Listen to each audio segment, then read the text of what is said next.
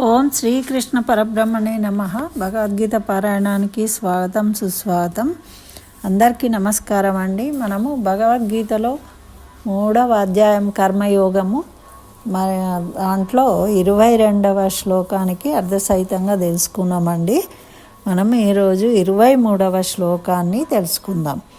అయితే మనకు 22వ శ్లోకంలో ఏం చెప్పిండు, ముందు 21లోనేమో శ్రేష్ఠులైన వాళ్ళు ఏది చేస్తే దాన్ని అందరూ ఆచరిస్తారు, కాబట్టి నువ్వు శ్రేష్ఠుడివి, నువ్వు ఈ విధంగా చేతగాని వాడిలాగా నువ్వు యుద్ధం చేయాల్సింది చేయకుండా ఈ విధంగా ఉండిపోవడం సరైనది కాదు, నీ ధర్మాన్ని నువ్వు నిర్వర్తించు అని చెప్పాడు. మరి 22వ శ్లోకంలో ఏం చెప్పాడంటే, అంటే జ్ఞానులు చేయక్కర్లేదు, చేస్తే చేయచ్చు లేకుంటే లేదు అన్నప్పుడు అర్జునుడు అనుకోవచ్చు కదా, నేను జ్ఞానిని, చేయాల్సిన పని లేదు, నేను చేయొద్దు అని కూడా అనుకునే అవకాశం ఉంటుంది. కానీ భగవంతుడు ఏం చెప్తున్నాడంటే వాళ్ళ ఇచ్ఛాపూర్వకంగా చేయాలి. అయితే కొంతమంది వాళ్ళు జన్మించిన ప్రారబ్ధ కర్మలను బట్టి కూడా కర్మలు చేయాలి, వాళ్ళు జ్ఞానవంతులైనా కూడా అని మనకు ఒక ఉదాహరణ చెప్పిండు కదా. జనక మహారాజు మహాజ్ఞాని, ఆయన వేదాంతాన్ని చక్కగా బోధించగలడు, కానీ ఆయన ఏది కూడా కోరుకుని కాకుండా ఆయన రాజుగా జన్మించిండు కాబట్టి రాజ్యపాలన చేసిండు ప్రజల కోసం, ప్రజల యోగక్షేమం కోసము రాజ్యాన్ని పరిపాలించిండు. కాబట్టి నువ్వు ఒక రాజవంశంలో జన్మించావు, నీ రాజధర్మం ఉంది, కాబట్టి నువ్వు యుద్ధం చేయాలి, ధర్మయుద్ధం చేయడము నీ కర్తవ్యం, నువ్వు చేయాలి అన్నాడు. అన్న తర్వాత కూడా అర్జునుడు ఏమీ చెలించలేదు కాబట్టి ఇంకా ఏం చెప్తున్నాడు, నాయనా ఇట్లా కాదు, మరి పార్థ ముల్లోకాలలో నేను చేయవలసింది ఏమి లేదు, అయినప్పటికీ నేను కూడా కర్మలు చేస్తూ ఉన్నాను. ఇప్పుడు నువ్వు చూడు, పిలిచినావు రథసారథిగా రమ్మని వచ్చాను కదా, మరి ఎన్నో కర్మలను చేయడానికి ఎన్నో అవతారాలు తీసుకొని మరి కర్మలను ఆచరిస్తున్నాడు. ఎందుకోసము? లోక కళ్యాణార్థము తను దుష్టులను శిక్షించి ధర్మ స్థాపన చేయడం కోసం కర్మలు చేస్తూ ఉన్నాడు. మరి ఆ కర్మలు కూడా ఎలా చేస్తున్నా, నేను అప్రమత్తతతోని చేస్తూ ఉన్నా కర్మలు ఆచరించేవాడు నా ఇష్టం ఉన్నట్టు కర్మలు చేస్తా అంటే కుదరదు, అప్రమత్తతతో చేయాలి. అంటే ఆయన కర్తవ్యము ఏమిటి, ఈ జన్మ తీసుకున్నప్పుడు ఈ జన్మతో కొన్ని కర్మలు చేయవలసిన అవసరం ఉంటుంది. తను జన్మించిన పరిస్థితిని, తన పరిసరాలను, తనకు అందుబాటులో ఉన్న వాటిని అన్నిటినీ పరిగణనలోకి తీసుకొని చేయాలి. అందుకే మరి కృష్ణ భగవానుడు కృష్ణుడిగా అవతరించినా కూడా తన ఇష్ట ప్రకారము కర్మలు చేయలేదు, దుష్ట శిక్షణ చేయలేదు. వాళ్ళు శత్రువులు ఏ విధంగా కోరుకున్నారో ఆ విధమైన కర్మలు చేసిండ్రు. ఇప్పుడు గోపికలు చక్కగా గోపాల బాలురు స్నేహంగా ఉంటే వాళ్ళతో స్నేహంగా ఉన్నాడు. శత్రువులైన వాళ్ళు ఆయనని సంహరించాలని కోరుకున్న వాళ్ళను తనే వాళ్ళని వాళ్ళు కోరుకున్న విధంగా సంహరించిండు, తన ఇష్ట ప్రకారము సంహరించలేదు. అంటే రాక్షసులు అందరూ కూడా వేరే వేరే దేవతల కోసము తపస్సులు చేసి వరాలు తీసుకొని మాకు చావు ఉండకుండా అని వరాలు తీసుకుంటే వాళ్ళ కోరికను అనుసరించి కృష్ణుడు వాళ్ళని సంహరించడం జరిగింది, దుష్ట శిక్షణ చేయడం. అట్లా నేను అప్రమత్తతతో నాకు ఏమీ పొందాల్సిన అవసరం లేదు, నాకు ఏది అవసరం లేకున్నా కూడా నేను కూడా కర్మలు చేస్తూ ఉన్నాను. కాబట్టి ప్రతి మనిషికి ఏదో ఒక కర్తవ్యం ఉంటుంది, అయితే ఇతరుల కోసము చేయాలి, లేకుంటే నువ్వు జ్ఞానవంతుడి కావడానికి చేయాలి. నిత్య నైమిత్తిక కర్మలు ఉంటాయి, అవన్నీ కూడా చేస్తూనే ఉండాలి. ఈరోజు ఉండకుంటే రేపు ఉంటాయి. ఇవాళ ఆదివారం అండి, సెలవు, ఆఫీస్కి వెళ్ళే పని లేదు అనుకుంటాం అనుకోండి. ఆఫీస్ లేకుంటే ఇంట్లో ఇంకేమో ఉంటుంది, ఎక్కడో పెళ్ళి ఫంక్షన్ ఉంటుంది, అక్కడికి వెళ్తాము. లేకుంటే ఇంకేదో మనం ఇంట్లో చేసుకునే పని ఉంటుంది, ఇంటిని శుభ్రం చేసుకోవడము, లేకుంటే ఎవరితోనో మాట్లాడాలి కలిసి, ఈరోజు టైం ఉంది కాబట్టి అని ఆ పని చేసుకుంటాం. అంటే ఇట్లా మనము ఏదో ఒక కర్తవ్యం అనేది ఉండనే ఉంటుంది. కాబట్టి ఆ కర్తవ్యాన్ని నిర్వహించవలసిందే. అయితే ఏమంటున్నాడంటే దానికి అప్రమత్తుడవై చెయ్యాలి. నువ్వు అంతేగాని ఏది పడితే అది చెయ్యాలి అన్నది కాదు, అప్రమత్తత ఉండాలి పార్థ అని చెప్తూ ఈ 23వ శ్లోకాన్ని చెప్తూ ఉన్నాడు. యది హ్యాహం న వర్తేయం జాతు కర్మణ్యత నింద్రితః మమ వర్త్యానువర్తంతే మనుష్యాః పార్థ సర్వశః. ఇది 23వ శ్లోకం అండి. దీంట్లో ఏమంటున్నాడంటే, నేను కర్మలు చేసినా కూడా నాకేది అవసరం లేదు, నాకు చేయాల్సిన అవసరం లేదు, నేను పొందాల్సింది లేదు, ఏం లేదు. అయినప్పటికీ నేను కర్మలు చేసినా కూడా అప్రమత్తున్నై కర్మలను ఆచరిస్తూ ఉంటాను. కాకపోతే జనులందరూ నా మార్గాన్ని అనుసరిస్తారు, నాలాగే ప్రవర్తిస్తారు. ఇప్పుడు శ్రేష్ఠులు అంటే ఎవరండి? అన్నీ చక్కగా నిర్వర్తించే వాళ్ళని చూసి మనము ఆహా వాళ్ళలాగా చెయ్యాలి అనుకుంటాం.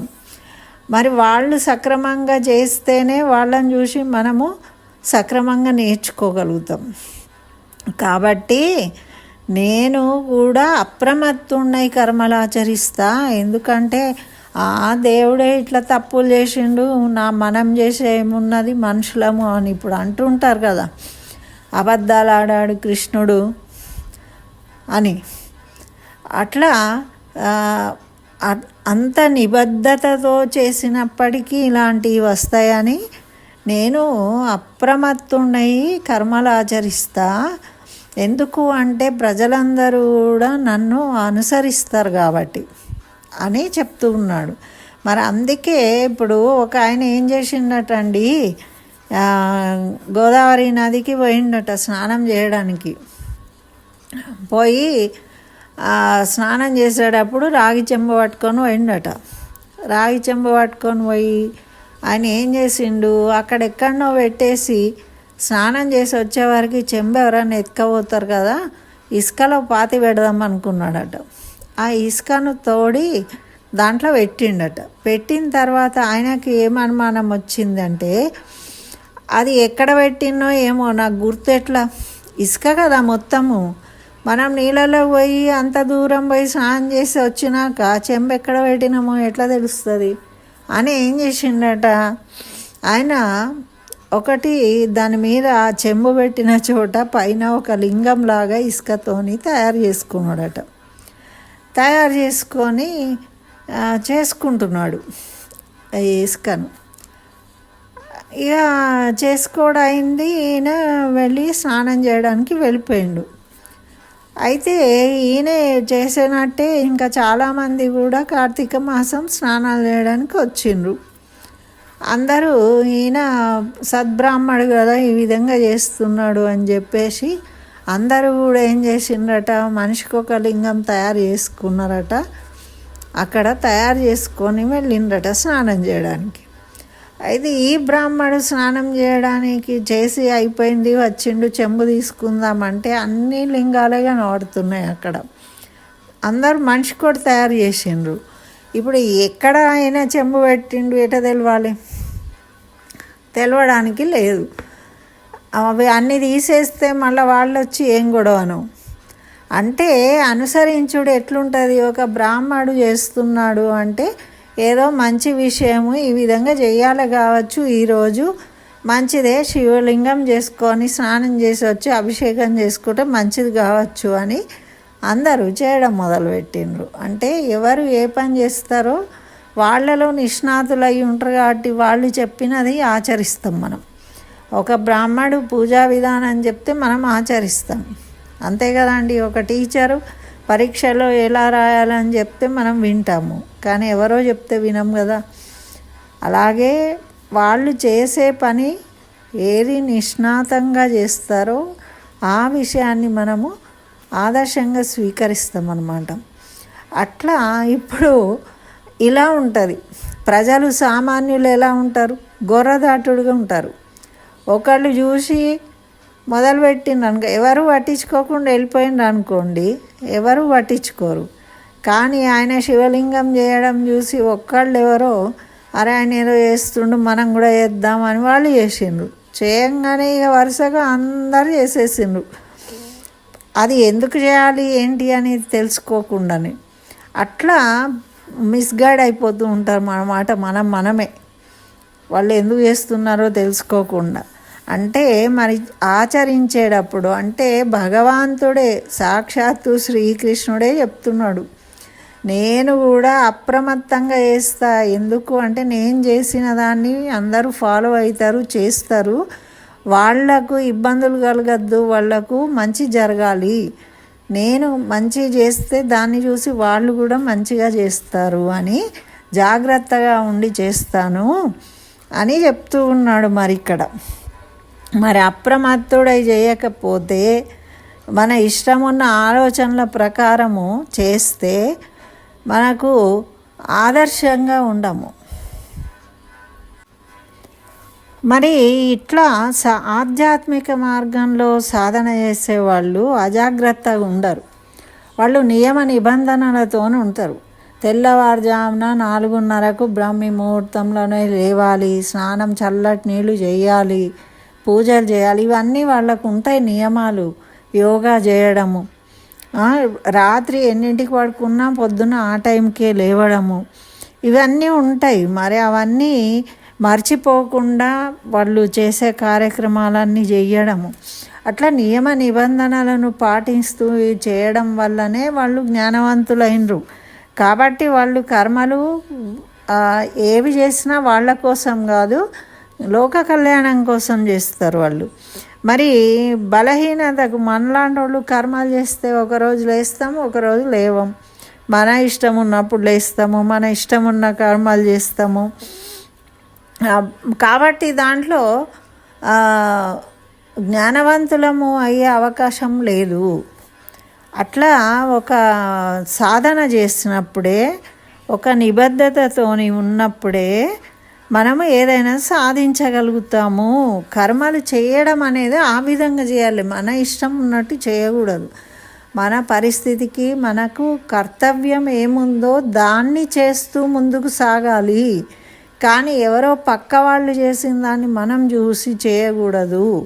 మన కర్తవ్యం ఏముంది, మన ఇల్లు ఏముంది, మన ఇంటి చుట్టూ ఉన్న మన పెద్దలు ఏం చేసిండ్రు, మనం తర్వాత ఏం చేయాలి, మరి దాన్ని ఎలా ముందుకు తీసుకెళ్ళాలి అనేది ఆలోచించుకొని చేయవలసి ఉంటుంది అని మనకు ఇక్కడ చెప్తూ ఉన్నాడు అన్నమాట. మరి నువ్వు కళ్యాణ గుణాలు అనేకం ఉంటాయి, మరి జ్ఞాన సంపద ఉన్నది, అన్నీ ఉన్నాయి కాబట్టి నువ్వు చేస్తావు.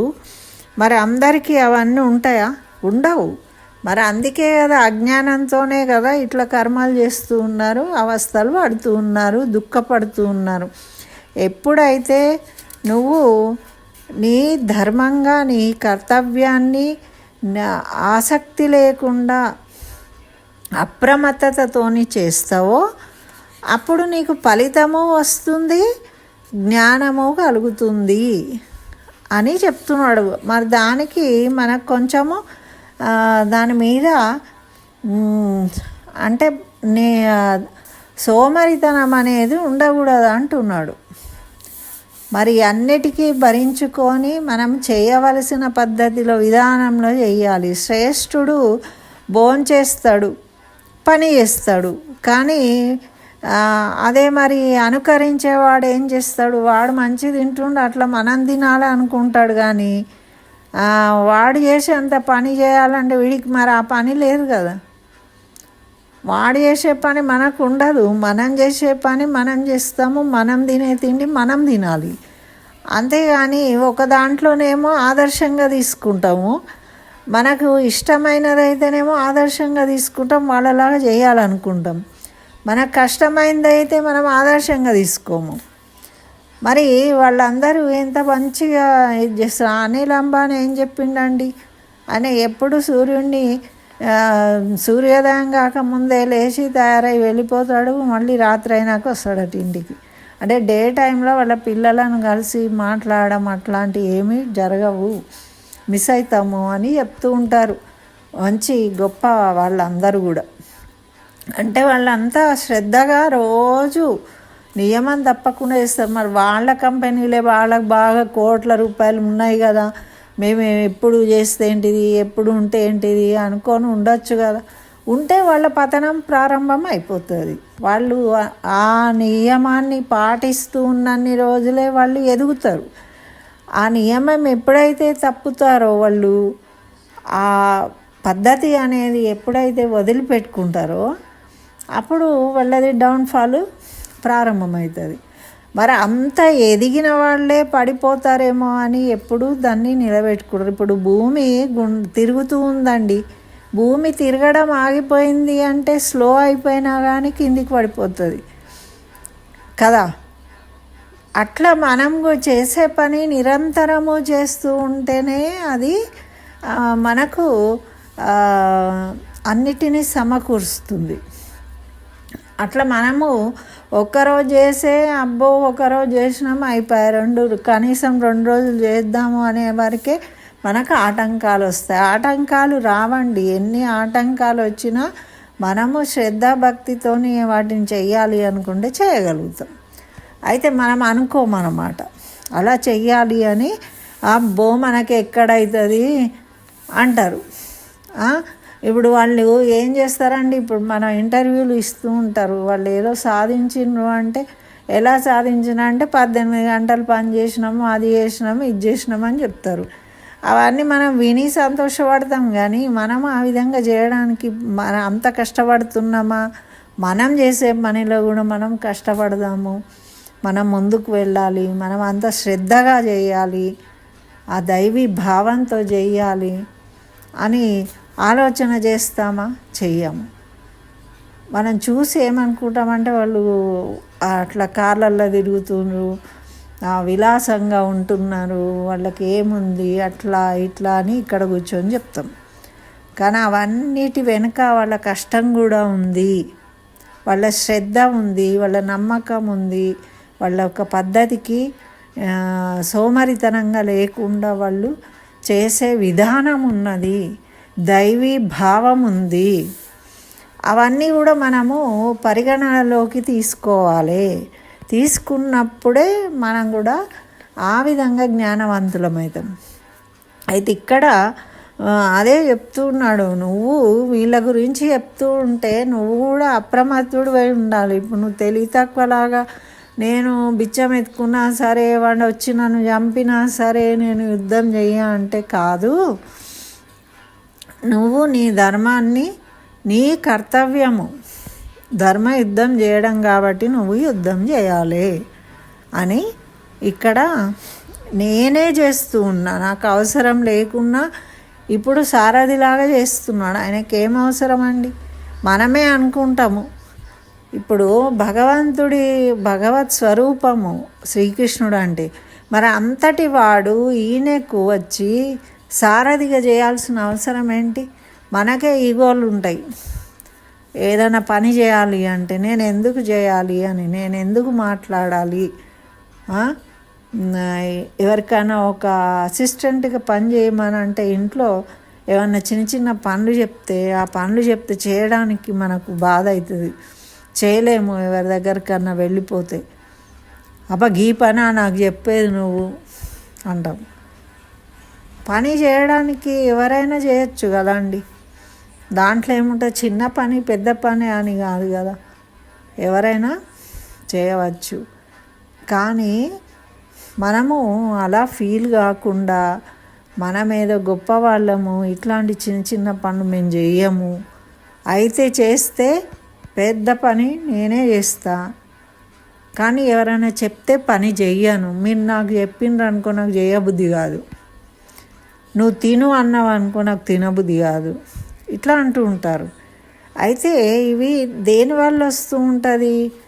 అయ్యో ప్రేమతో అంటున్నారు అనే ఆలోచన లేకుండా ఆ విధంగా మాట్లాడతారు.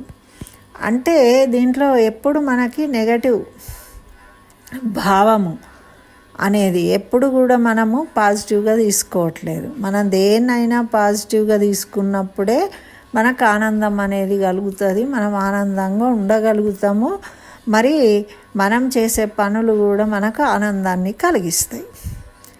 కాబట్టి మన నిజ జీవితంలో మన పిల్లలు కూడా మనం ఫాలో అవుతూ మనం చెప్పినట్టు వింటూ ఉండాలి అంటే మనం కూడా దాన్ని ఫాలో అవుతూ ఉండాలి. మనం ఆ విధంగా ప్రేమతో ఉండాలి, ప్రేమతో వాళ్ళకి చెప్పాలి. వాళ్ళకు చిన్నవాళ్ళు ఏం పనులు చేయాలి వాళ్ళకు కూడా పనులు అనేవి చెప్తూ ఉండాలి. చెప్తూ ఉంటేనే వాళ్ళు కూడా అవి నేర్చుకుంటూ ఫాలో అవుతుంటారు అన్నమాట. ఒక స్థాయికి వచ్చినాక అరే ఇది నేను చెయ్యాలి ఈ పని అని ఆలోచన వాళ్ళకు వస్తుంది. కర్తవ్యము, కర్మలు చెయ్యడము అనేది వాళ్ళకు వస్తుందన్నమాట. వీళ్ళు ఏం చేస్తారు వాళ్ళు ఏం చేస్తారు, ఇదేమున్నది మనమే చేసుకుంటాము అని ఎవరిది వాళ్ళే చేసేసుకున్నారనుకోండి, అప్పుడు ఇంట్లో అందరికీ కూడా వాతావరణం అనేది ఉండదు. కాబట్టి అక్కడ మిస్ అయిపోతూ ఉంటారు. తర్వాత వాళ్ళు చేసుకోవాల్సిన అవసరం వచ్చినప్పుడు వాళ్ళు దాన్ని చేసుకోలేకపోతారు అన్నమాట. అందుకని చిన్నప్పటి నుంచి మనము ఆ విధంగా వాళ్ళకి నేర్పిస్తూ ఉండాలి. వాళ్ళకు కొన్ని బాధ్యతలు ఇవ్వాలి, వాళ్ళను ఆ బాధ్యతలు సరిగ్గా నిర్వర్తించేటట్టు చూసుకోవాలి. ఇది చిన్నప్పటి నుంచి అలవాటు అయితే పెద్దగా అయిన తర్వాత కూడా వాళ్ళకి ఇబ్బంది ఉండదు. ఇది మనము పిల్లలప్పటి నుంచే అలవాటు చేయడం అనేది తెలుసుకోవాలి. మనం కూడా చేయాలి, మన తర్వాత వాళ్ళకు కూడా ఆ విధంగా అలవాటు చేయాలి అని మనం తెలుసుకోవాలి.